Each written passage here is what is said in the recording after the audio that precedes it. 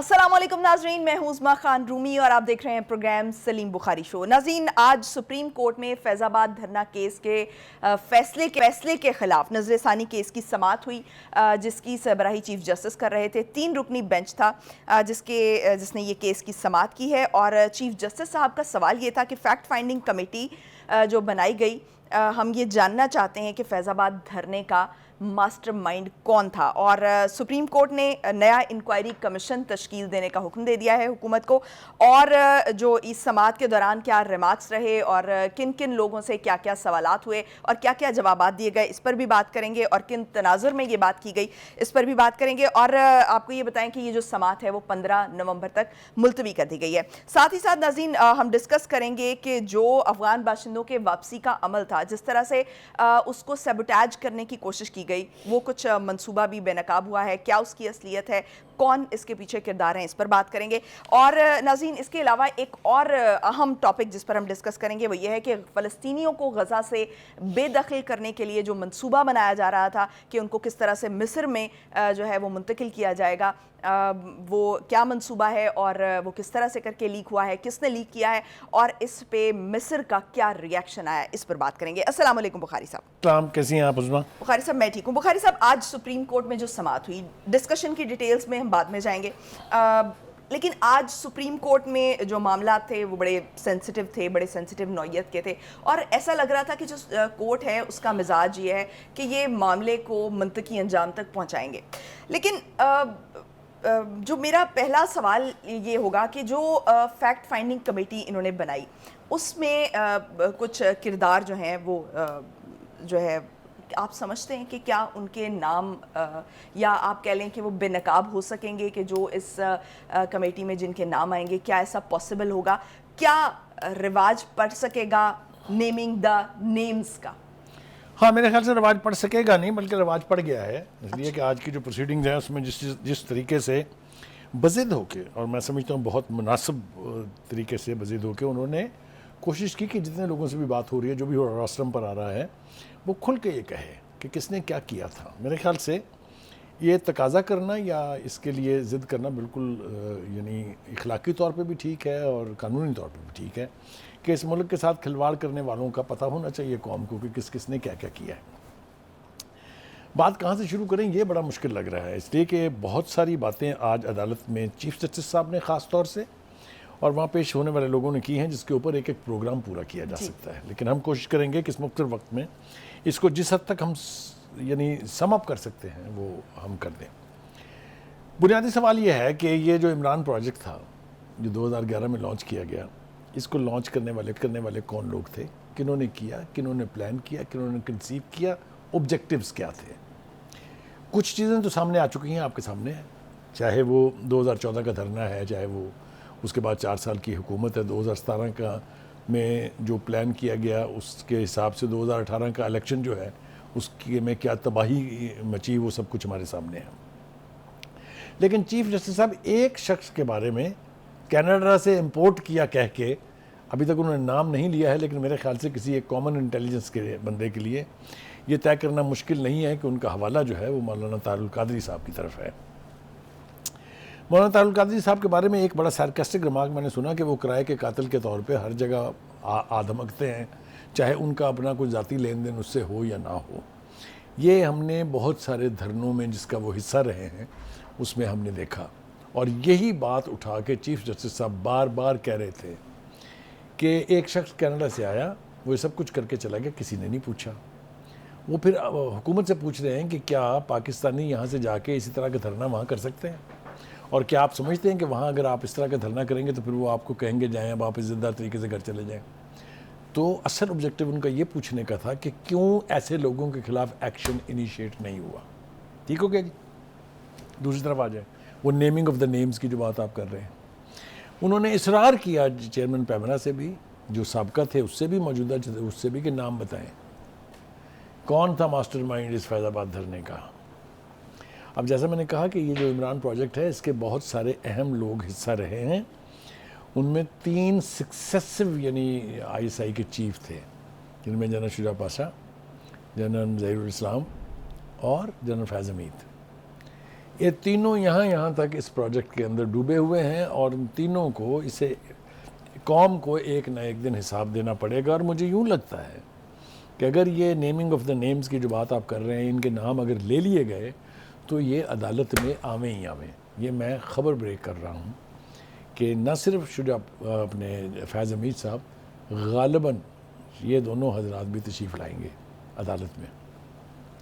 Having said that, دیکھیے اصل بات جو طے کرنے کی ہے وہ یہ کہ یہ جو تینوں کسٹوڈین تھے عمران پروجیکٹ کے, انہوں نے کس کے کہنے پر یہ سارا عمل جو ہے یہ کیا, کہاں سے یہ پروجیکٹ کنسیو ہوا تھا, یہ بات اب دور تلک چلی جائے گی. اور پھر جیسا میں نے کہا کہ وقت نہیں ہے کہ ان ساری باتوں کی بات کی جائے.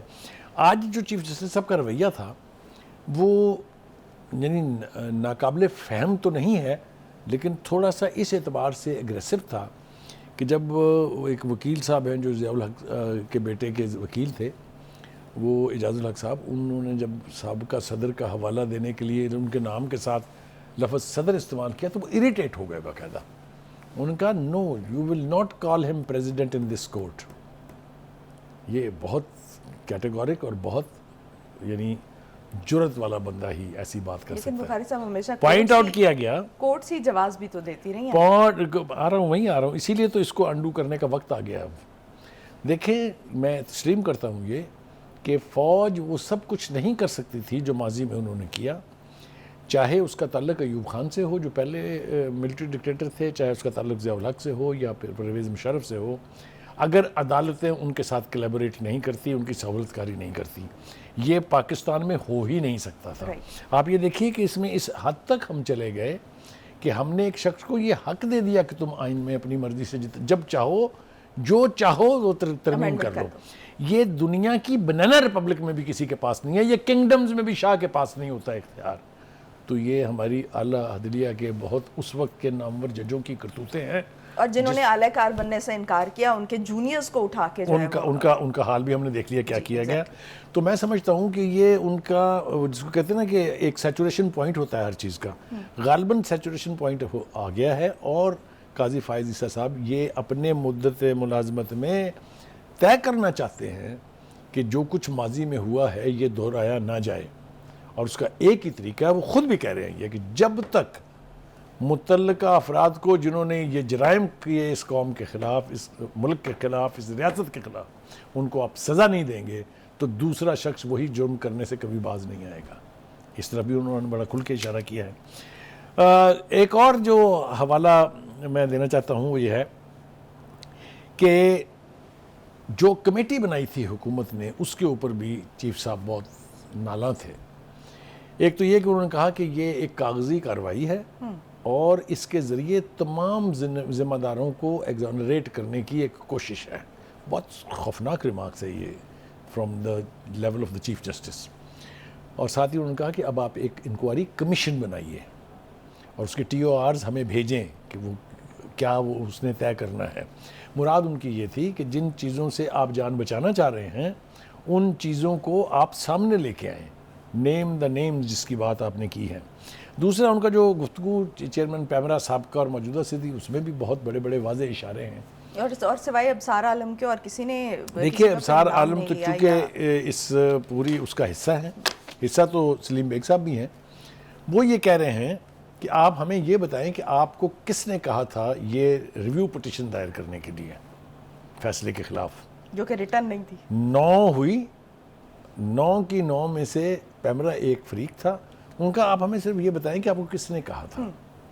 اس نے کہا نہیں جی یہ تو ہمارا اپنا فیصلہ تھا. اس نے کہا ایک انڈیویجول اورل فیصلہ تو کر ہی نہیں سکتا. آپ کس کو آپ قانون پڑھانے جا رہے ہیں, آپ ہمیں قانون نہ پڑھائیں. دوسرے نے کہا کہ جناب مجھے تو ایک ٹیلی فون آیا تھا اور مجھے یہ کہا گیا تھا کہ یہ چینل بند کر دیں. تو انہوں نے کہا آپ اس کا نام لے سکتے ہیں, اور پیچھے تو نام سارے ہی لے لیتے ہیں, جب وہ آئیں گے ہم انہیں بلائیں گے تب آپ نام لیں گے. اس نے کہا جی اللہ کے فضل سے میں بالکل نام لوں گا. اور ابصار عالم نے پچھلے کئی شوز میں نے اس کے دیکھے ہیں اور آج میں نے ان کی سپریم کورٹ کی اپیرنس بھی دیکھی ہے. He is a brave man, I think we should acknowledge that. وہ جرنلسٹ بھی تھے, وہ پیمرا کے چیف بھی تھے. انہوں نے جس جرت کے ساتھ یہ سٹینڈ لیا ہے میں ان کو کمپلیمنٹ کرنا چاہتا ہوں. ایک سینئر جرنلسٹ کے طور پر بھی، ایک اینکر کے طور پر بھی، اور ایز اے پاکستانی آلسو. اس طرح کی جرت کے مظاہرے اگر ہم کریں گے and we start naming the names, تو کوئی کلپریٹ قوم کے ساتھ کھلواڑ کر کے آرام سے نہیں جا سکتا. آگے آ جائیے جناب. جیسا میں نے آپ سے کہا کہ وہ اس پارٹی کی طرف پھر اشارہ کر رہے ہیں کہ ایک پارٹی نے پورے ملک کو مفلوج کر کے رکھ دیا اور یرغمال بنائے رکھا. یہ بات بھی اشارہ بالکل واضح ہے. میں سمجھتا ہوں کہ آج کی کارروائی کے بعد مجھے یہ توقع تو پیدا ہو چلی ہے کہ نہ صرف یہ کہ جو ذمہ داران ہیں وہ کٹہرے میں آئیں گے، بلکہ یہ توقع بھی مجھے ہے کہ ان کو سزا بھی ملے گی. اور اگر ایسا ہوا تو پھر دوبارہ کوئی شخص یہ جرت نہیں کرے گا. میں اس کی ایک اور مثال آپ کو دیتا چلوں. آپ کو یاد ہے کہ نواز شریف صاحب نے مقدمہ قائم کیا تھا پرویز مشرف کے خلاف غداری کا، اس لیے کہ انہوں نے کانسٹیٹیوشن کو ایبروگیٹ کیا تھا. ہر چند کی اس کی سزا انہوں نے بہت بھگتی. لیکن اگر اس وقت کی عدلیہ سٹینڈ لے لیتی، اس وقت کی عدلیہ نے جو نیگیٹو کردار ادا کیا ہے، اس کو پھر میں نے کہا کہ وقت نہیں ہے، ورنہ ان سب کو ایکسپوز کرنا چاہیے. کس طرح سے عدالت بدلی، کس طرح سے سزا دینے والے جج کا کیریئر تباہ کیا گیا، کس طرح سے پھر اس کے لیے راستہ ڈھونڈ کے اس کو باہر نکالا گیا. ایک اور بات کی وضاحت کرنا بہت ضروری ہے، وہ یہ ہے کہ ایک یاد ہوگا آپ کو، ہمیشہ یہ کہا جاتا ہے کہ فوج میں کوئی ایک طالع آزما آیا، اس نے ماشاء اللہ لگا دیا. میں یہ سمجھتا ہوں کہ ہماری فوج کی جس طرح کی ٹریننگ اور جس طرح کا اس کا پیٹرن ہے، یہ سندھرسٹ اسکول آف اکیڈمی سندھرسٹ اکیڈمی جو ہے، وہ وہاں جو ٹرین ہوتی ہیں فوجیں، وہ کمپارٹمنٹلائزیشن میں بٹی ہوتی ہیں. سپاہی سے لے کے کیپٹن تک ایک رینک، ایک بیچ ہے، دین میجر سے لے کے بریگیڈیئر تک ایک ہے، پھر بریگیڈیئر سے لے کے لیفٹیننٹ جنرل تک ایک ہے، اور تینوں میں آپس میں ایز سچ ڈیلی بیسس پر کوئی انٹریکشن نہیں ہوتا. تو جو پلان تیسرا کر رہا ہے جس کی طرف میں نے اشارہ کیا، اس کا نیچے میں گراس روٹ لیول میں کسی کو نہیں پتا ہوتا.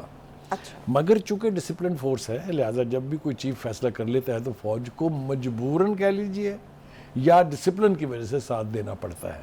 لہٰذا میں یہاں پر یہ وضاحت بالکل نہیں دے رہا ہوں، لیکن میں یہ ضرور کہہ رہا ہوں کہ جو دھرنا 2014 میں دیا گیا تھا وہ سب کے علم میں تھا. کس نے کرایا؟ اس وقت کی حکومت نے. انہوں نے بلایا جنرل راحیل کو اور اس سے پوچھا کہ یہ آپ کروا رہے ہیں؟ وہ کہا نہیں، ہم تو نہیں کروا رہے. تو اس نے کہا پھر ختم کرائیں. تو ختم ہو گیا.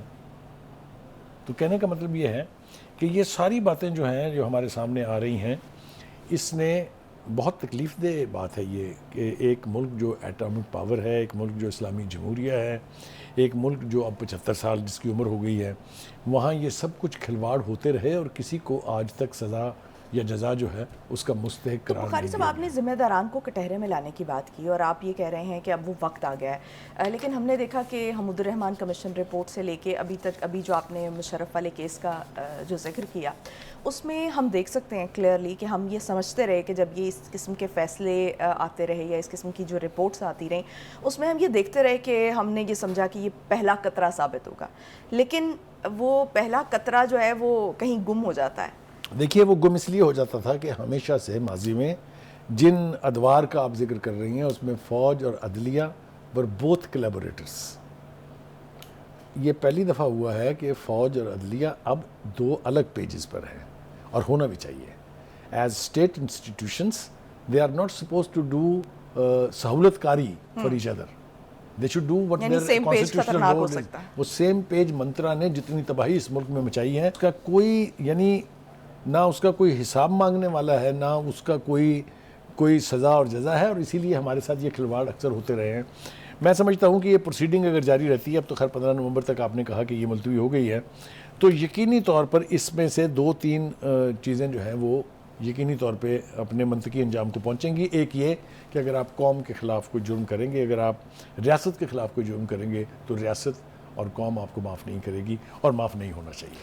ٹھیک ہے. ناظرین، جو غیر ملکی جو باشندے ہیں وہ پاکستان میں غیر قانونی طور پر رہ رہے تھے، ان کو پاکستان کی طرف سے جو ہے ایک ڈیڈ لائن دی گئی تھی 31 اکتوبر کی، اور آج بھی ان کو جو ہے ملک چھوڑنے کے لیے سہولت دی جا رہی ہے. لیکن کس طرح سے اس پروسیس کو یہ کیونکہ پاکستان یہ چاہ رہا تھا کہ بڑے خوشگوار طریقے سے یہ سارا پروسیس ہو، لیکن اس پروسیس کو کس طرح سے سیبوٹیج کرنے کی کوشش کی گئی اور کیا کیا منصوبے بنائے گئے، اس پر ہم بات کریں. ہیں. بخاری صاحب, ابھی تک ہم دیکھ رہے ہیں کہ 1 لاکھ سے زائد جو افراد ہیں, تقریباً 1.5 لاکھ کے قریب یہ ڈیٹا آ رہا ہے, افغان باشندے خاص طور پر وہ جا چکے ہیں ملک چھوڑ کر, اور بڑا پیس پروسیس کے ساتھ یہ سارا معاملہ ہو رہا تھا. لیکن کچھ جگہوں پر احتجاجی مظاہرے بھی ہو رہے تھے جن کے ذریعے یہ انکشاف ہوا ہے کہ کچھ منصوبہ ساز جو ہیں یا غیر دشمن عناصر ہیں وہ اس سارے پروسیس کو خراب کرنے کی کوشش کر رہے تھے. دیکھیے, گزارش یہ ہے کہ ہمیں تھوڑا سا ہسٹری کو ریکال کرنا پڑے گا کہ کابل اور اسلام آباد کے بیچ جو بیج بویا گیا تھا, جس کی وجہ سے دونوں برادر ممالک جو ہمیشہ سے یعنی دوستانہ ماحول میں رہتے تھے, حتیٰ کہ بارڈر پورس تھا پورے کا پورا, لوگ اپنی مرضی سے ریڈ پرمٹ لے کے اور آ کے یہاں سے گھوم کے فلم دیکھ کے چلے جاتے تھے واپس. اتنے ایسے حالات ہم نے خود دیکھے ہوئے ہیں. اس میں رخنہ ڈالنے کے لیے ہندوستان کی راہ جو ہے وہ آج سے نہیں بلکہ کئی دہائیوں سے وہ اس کے اوپر کام کر رہی ہے. آپ کو یاد ہوگا کہ 18 سفارت خانے کھل گئے تھے پاکستان افغان بارڈر کے اوپر ہندوستان کے. مجھے بتائیے, جہاں کوئی پاپولیشن ہی نہیں ہے ہندوستان کی, وہاں سفارت خانے کھولنے کا مطلب کیا تھا؟ تو وہ ایک طرح سے اس اسلحہ ڈپوز تھے اور ٹریننگ سینٹرز تھے, جہاں پر جو بلوچستان میں یعنی تخریب کاری ہو رہی تھی, علیحدگی کی پسند تحریکیں تھیں, ان کے لوگوں کو ٹرین کیا جاتا تھا. پھر اس کے بعد جب یہاں کا علاج کر لیا گیا, کیونکہ یہاں پر انہیں بڑی بری طرح سے مار کھانی پڑی, تو پھر وہ منتقل ہو گئے. اسپن بولدک ایک علاقہ ہے افغانستان کا, چمن کی طرف سے اگر آپ داخل ہوں تو اس سے آگے ہے وہ. وہاں پر 3 ایجنسیاں اس وقت کی افغان ایجنسی NDS, ہندوستان کی را اور امریکہ کی CIA, یہ تینوں مل کے وہاں پر پاکستان اور افغانستان کے تعلقات کو تباہ کرنے کی سازشیں بھی بناتے تھے. تخریب کاروں کو ٹرین کر کے, اسلحہ دے کے, فنڈنگ کر کے بلوچستان میں بھی بھیجتے تھے. اگر آپ کو یاد ہو, بلوچستان میں بھیجنے کا مقصد ان کا ہمیشہ سے CPAC کو تباہ کرنا رہا ہے. اور آپ کو یاد ہے کہ انڈیا کے راہ کے ایجنٹ کے طور پہ ریڈ ہینڈڈ جو کلبھوشن پکڑے گئے یہاں پر, وہ اس کا سب سے بڑا ثبوت ہے. تو یہ جو اسپن بولدک میں بیٹھ کے جو سازشیں ہوتی تھی, اسی طرح کی یہ ایک سازش ہے جو یقینی طور پہ ہندوستان نے اس کو کنسیو کیا ہے اور وہی اس کو امپلیمنٹ کرانا چاہتا تھا, تاکہ جو ایک ایبسولوٹلی پیسفل پروسیس چل رہا تھا افغان باشندوں کی واپسی کا اپنے وطن, اس کو سبوٹائج کیا جائے. اب اس کے جو سیلینٹ پوائنٹس تھے وہ میں جلدی آپ کے سامنے رکھ دیتا ہوں اور اپنے ناظرین کے سامنے بھی, تاکہ ہم بات اپنی سمجھا پائیں. منصوبے کے مطابق غیر ملکیوں کے لیے قائم کیمپوں یا نقل و حرکت کے دوران شر انگیزی کا منصوبہ بنایا گیا. مذموم عناصر کو ایسی تصاویر اور ویڈیوز بنانے کا کہا گیا جس میں سیکورٹی اہلکاروں کو زبردستی کرتے ہوئے دکھایا گیا ہے. یہ ویڈیو سوشل میڈیا کے اوپر چلی بھی ہیں اس طرح کی, یہ سب جعلی تھی. عناصر کی جانب سے عورتوں اور بچوں کو تصاویر اور ویڈیوز میں شامل کرنے کی ہدایت کی گئی, کیونکہ اس کے اوپر ذرا دنیا کی جو اوپینین ہے, پبلک اوپینین, وہ جلدی موڈ ہو جاتی ہے. ویسے غزہ میں بے غیرتی کا مظاہرہ کر رہے ہیں سارے, لیکن ویسے جنرلی وہ بہت بڑے مامے بن جاتے ہیں بچوں کے اور عورتوں کے. غزہ کے بچے اور عورتیں ان کے نزدیک بچے اور عورتیں نہیں ہیں. اور پھر ذرائع کے مطابق اسپن بولدک, جو اس کا میں نے ذکر کیا, افغانستان میں لاگریوں کا کے ساتھ ایک میٹنگ ہوئی. چمن اور اسپن بولدک میں بھی تشدد اور احتجاج ہوئے. یعنی اس کا ایک پارٹ پاکستان کے اندر ہے, دوسرا پارٹ افغانستان والی سائڈ کے اوپر ہے. ذرائع کے پھر یہ کہ مظاہروں سے انتشار پھیلانے کا منصوبہ بھی بنایا گیا جو کہ انرتھ ہو گیا. گھناؤنے منصوبے کے مطابق کراسنگ پوائنٹس پر فائرنگ کروائی جائے گی جس سے انتشار پھیلے گا. یہ بھی کوشش ہوئی ہے ایک جگہ کے اوپر. اور اس گھناؤنے منصوبے کا مقصد پاکستان افغانستان میں کشیدگی بڑھانا تھا. یس, یہ بات بالکل ٹھیک ہے کہ ہندوستان کبھی یہ نہیں چاہتا کہ ہمارا ہمسایہ افغانستان جو ہے اس کے ساتھ ہمارے تعلقات جو ہیں وہ نارمل ہو جائیں, ہمارے تعلقات جو ہیں وہ پیسفل ہو جائیں, برادرانہ ہو جائیں. یہ اس کی بہت پرانی خواہش ہے کہ وہ پاکستان کے اور افغانستان کے تعلقات کو ان دشواریوں سے دوچار رکھے کہ ہمارے ہاں کبھی دونوں سائڈ پر امن قائم نہ ہو سکے. اس کے باوجود کہ پاکستان کی سکسیسو لیڈرشپس نے ہمیشہ یہ کہا ہے کہ پاکستان کا امن جو ہے وہ کابل اور افغانستان میں امن کے ساتھ جڑا ہوا ہے. جو شخص یہ بات کہے وہ خود اس امن کو کبھی تباہ کرنے کی کوشش نہیں کرتا. ہمارے ساتھ بہت زیادتیاں ہوئی.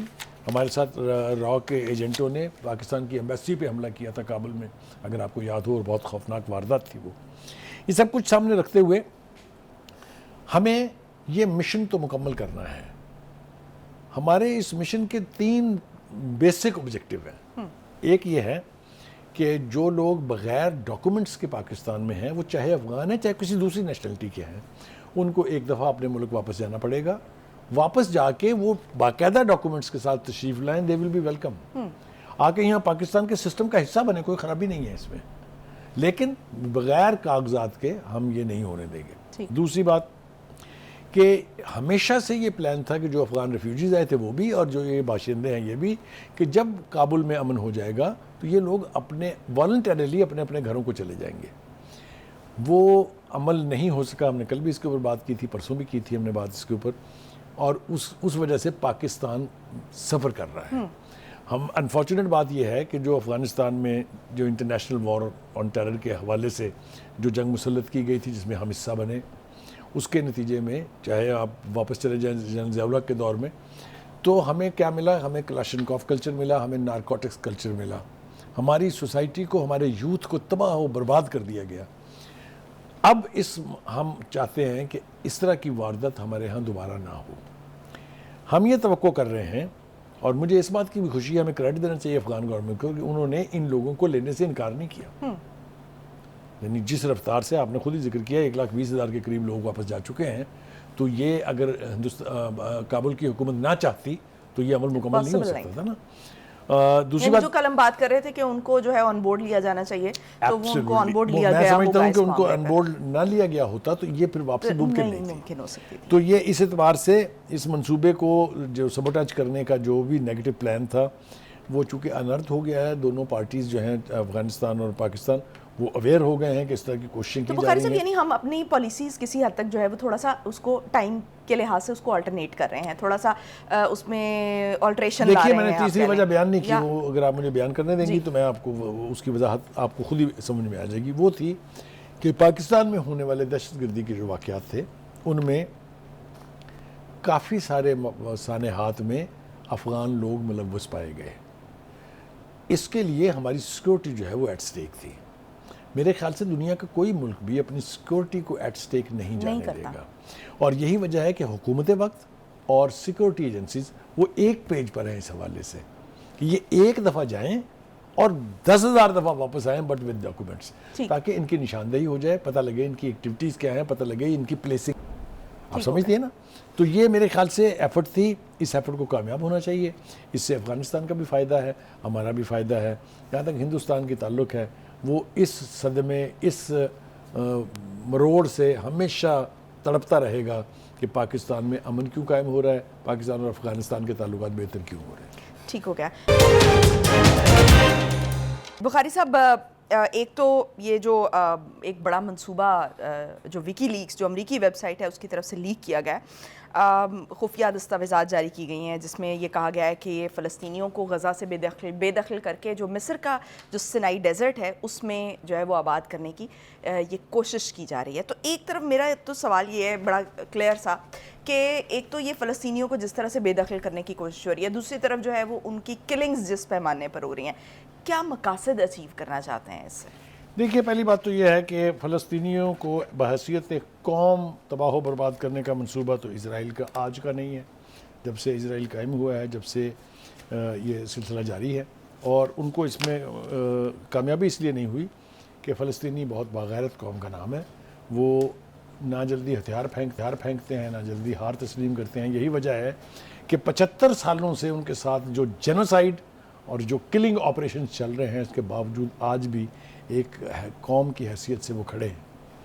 جو وقتی کامیابیاں ہیں اسرائیلی فوج کی, اس کے بارے میں کسی کو غلط فہمی نہیں ہونی چاہیے. حماس کے ایک اسپوکس مین نے کہا ہے, اس نے کہا کہ اسرائیلی ٹینکوں اور بختر بند گاڑیوں کا قبرستان بنے گا اور دنیا دیکھے گی.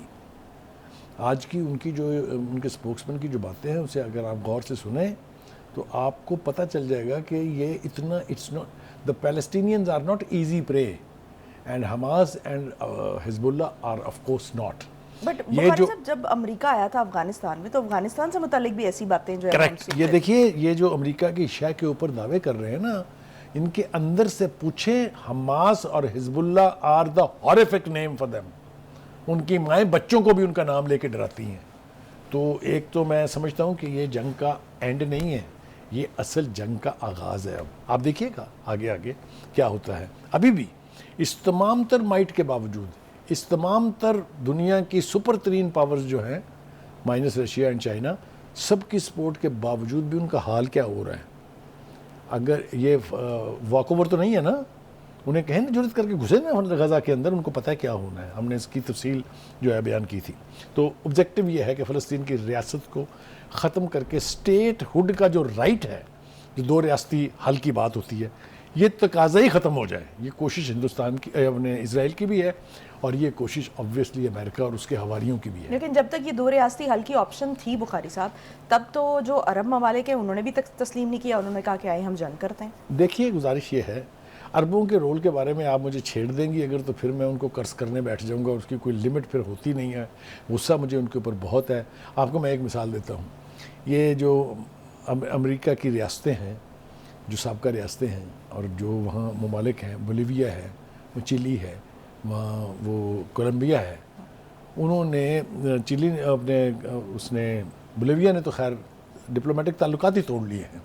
ذرا آپ اندازہ کریں کہ ایک اتنی دور بسنے والے ملک کی, اور جو مسلمان نہیں ہے, اس کی غیرت نے تو یہ گوارا نہیں کیا کہ جو کچھ فلسطین میں ہو رہا ہے, غزہ میں ہو رہا ہے, اس کو برداشت کر لیا جائے. انہوں نے تو ریئیکٹ کیا ہے, دو اور ریاستوں نے بھی ریئیکٹ کیا ہے. Where are the Muslim states, where are the Arab states? Bukhari sahab مصر بولا ہے نا آج. ہاں بات میں دیکھیں مصر کیا بولا ہے.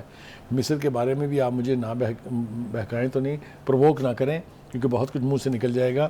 مصر کی بے حیائی بے شرمی کا حال یہ ہے کہ سسکتے غزہ کے لوگوں کے لیے بھی انہوں نے رفح کی وہ پٹی نہیں کھولی ہے. وہاں سے امداد کے ٹرک جو ہیں وہ اسرائیل کی مرضی سے اور ان کی دی ہوئی تعداد پہ انٹر ہو رہے ہیں. یا آپ مجھے بتائیے یہ کیا کسی انڈیپینڈنٹ ملک کا, چھوٹا ملک نہیں ہے, Egypt is a big Arab country, اور خطرہ ان کو کیا ہے کہ یہ اگر یہاں آ کے بس گئے تو یہ تو اپنا ملک بنا لیں گے یہاں. غیر ملکیوں کے لیے ویسے کھول دیا. ٹھیک ہے, غیر ملکیوں کے لیے تو پریشر ہے نا. آپ کو پتہ نا امریکہ کے بائیڈن صاحب نے خاص طور سے مصر کے اس کا نام لے کے کہا ہے. تو ایک تو یہ کہ یہ سازش جو ہے, یہ جو نیتن یاہو صاحب ہے, جو اس وقت میرے خیال سے دنیا کا سب سے بڑا ٹیررسٹ ہے, جو زبان لب و لہجہ وہ اختیار کر رہا ہے, اس کو بھی اپنے ایک ایک لفظ کا حساب دینا ہوگا. دوسری بات یہ ہے کہ مجھے مصر کے یعنی جو رویہ ہے اس کے اوپر سخت میں نالا ہوں, سخت میں میرا دل دکھی ہے. ان کو فلسطینیوں کی بات کرنی چاہیے, فلسطین کے حق کی بات کرنی چاہیے. امریکہ کیا کہہ رہا ہے یا اسرائیل کیا چاہتا ہے, یہ ان کا کنسرن بخاری صاحب کی ہے نا, وہ کہہ رہے ہیں کہ ہم اس کے خلاف ہیں, اس کوشش کو مسترد کرتے ہیں کہ وہ ان کو فلسطینیوں کو اپنی سرزمین سے بے دخل کیا جائے. تو ساتھ ہی یہ بھی کہیں نا کہ آج سے ہم رفح کی پٹی کھول رہے ہیں, کسی کی مائی کے لال میں جرت ہے تو آئے ہمیں روک کے دکھائے. یہ کیوں نہیں کہہ رہے وہ؟ تو اس میں وہ کہتے ہیں نا there are wheels within wheels, تو اس کی بھی بات جو ہے چلیے ہم بعد میں کر لیتے ہیں. اور دوسری بات یہ ہے کہ جو اس وقت تک صورتحال ہے وہ یہ کہ حماس نے پھر ایک اچھا جیسچر دینے کا فیصلہ کیا ہے. اس نے کہا ہے کہ جناب ہم جو قیدی ہیں ہمارے پاس ان کو فوری طور پر سویپ کے طور پر رہا کرنے کے لیے بھی تیار ہیں, لیکن ہم نے پہلے بھی 4 قیدیوں کو چھوڑ دیا ہے, ہم مزید کو بھی رہا کریں گے. یہ ہوتے ہیں انسانیت کے جیسچر. ٹیررسٹ آپ ان کو کہتے ہیں. حرکات آپ اپنی دیکھیں, جو ویڈیوز دیکھی ہیں آپ نے جو اس وقت فلسطینی قیدیوں کے ساتھ سلوک کر رہی ہے اسرائیل کی فوج, کس طریقے سے گڑھے میں پھینک کے اوپر سے گولیاں مار کے ان کو ہلاک کر دیا جاتا ہے, کس طریقے سے وہ اولیو کے وہ چنتے ہوئے آپ نے ایک شخص کو گولی مار دی. دوسری جو ایک خوفناک آسپیکٹ ہے وہ یہ ہے کہ جو آباد کار ہیں وہاں پر, جن کو باہر دوسرے ملکوں سے لا کے بسایا گیا ہے, گھر بنا کے دیے گئے ان کو, انہوں نے بے پناہ تشدد کیا ہے, لوگوں کو مارا ہے, ہلاک کیا ہے, اور 200 سے اوپر تعداد بڑھ گئی ہے اس کی. اگر وہ مائی کے لال ہیں تو اسی طرح کا اسلحہ دیں فلسطینیوں کو بھی جو وہاں ہیں ویسٹ بینک میں, اور پھر مار کے دکھائیں کسی کو. تو یہ جو ہے نا نہتھے لوگوں کے اوپر تشدد کرنا with war machinery and automatic weapons کے ساتھ, یہ کچھ وہاں میرے خیال سے نہیں ہونا چاہیے, نہ مسلمانوں کو یہ برداشت کرنا چاہیے. اور میں پھر ایک بار یہ تقاضا کرتا ہوں کہ تمام مسلمان ملکوں کے پاس اب وقت نہیں ہے زیادہ. اس وقت this is the time for them to react, support the Palestinian cause and give them the humanitarian aid as much as they can, pressurize Egypt to open the Rafah belt. ٹھیک ہو گیا بخاری صاحب, بہت شکریہ آپ کا. ناظرین آج کے لیے اتنا ہی, مجھے دیجیے اجازت. پاکستان کی ہمیشہ پائندگی کی دعا کے ساتھ اللہ حافظ.